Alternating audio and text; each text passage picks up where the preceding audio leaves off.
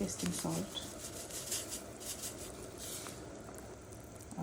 Normal salt অথবা pink Himalayan salt. আমি এখানে পিঙ্ক হিমালয়ান সল্টটা দিচ্ছি।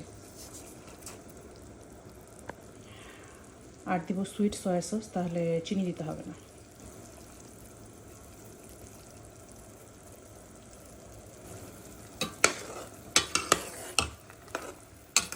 আর এগুলো মাশরুমগুলো আজকে একটু বড়ো করে কাটছি, অনেক ছোটো করে কাটলে খুঁজে পাওয়া যায় না।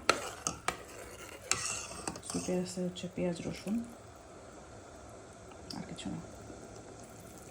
আপনারা চাইলে এখানে যদি চিকেন দিতে চান এই জলের সাথে এমনিতেই সিদ্ধ করলে হবে। সুপে দেওয়ার জন্য রসুন কুচি একটু ভাজা ভাজা করতে হবে, সেজন্য ভেজে নিচ্ছি একটা জায়গায়। আপনারা যদি চান এই স্যুপের মধ্যে ডাম্পলিং দিতে পারেন, মোমো যেটাকে বলে। আমি এখানে দিচ্ছি একটা কোরিয়ান ডাম্পলিং ছিল আমার কাছে, সেটা দিচ্ছি, একটা দিব।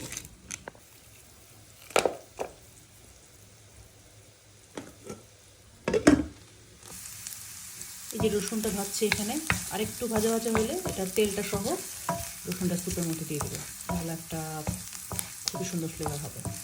এই যে এখন যে অবস্থা হয়েছে, এই অবস্থা আমি স্যুপের মধ্যে এটা তেল সহ ঢেলে দেবো। ঢেলে দিছি।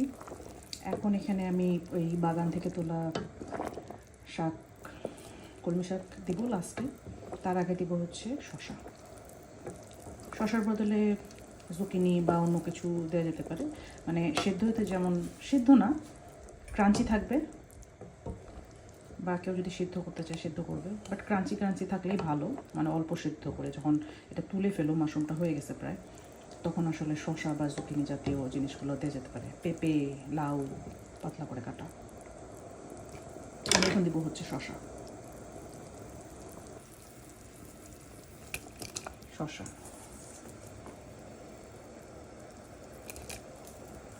জাস্ট আর কিছুক্ষণের মধ্যেই তুলে ফেলবো জিনিসটা।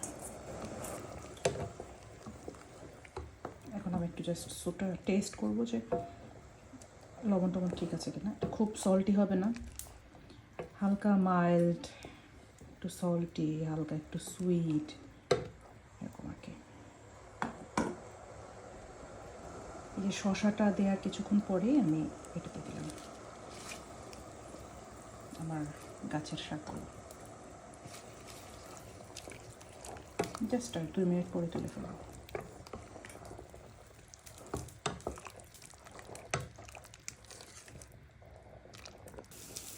সাথে আমি এই 2-1টা মরিচও দিব, আর একটু দিব ব্ল্যাক পেপার।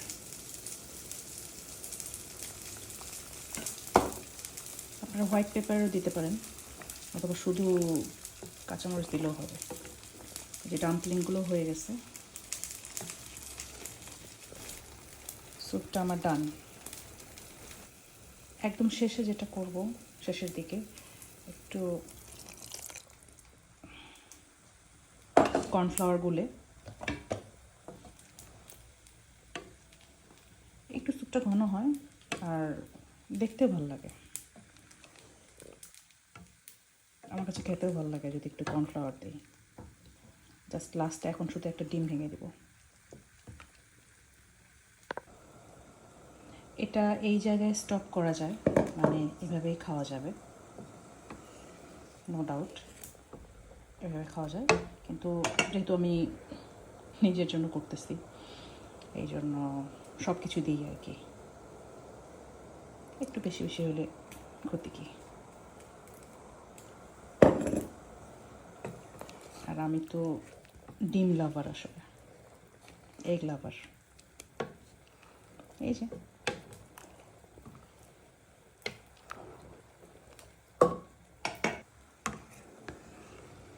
পারফেক্ট। এটা খেতে অসাধারণ। যে কোনো সুস্থ মানুষ, অসুস্থ মানুষ সবাই খেতে পারবে।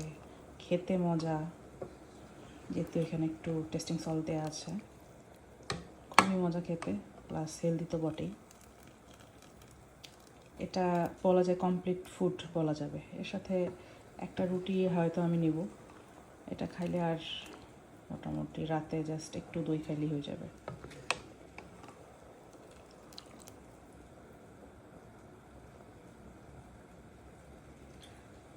এই তো, টাটা সবাইকে।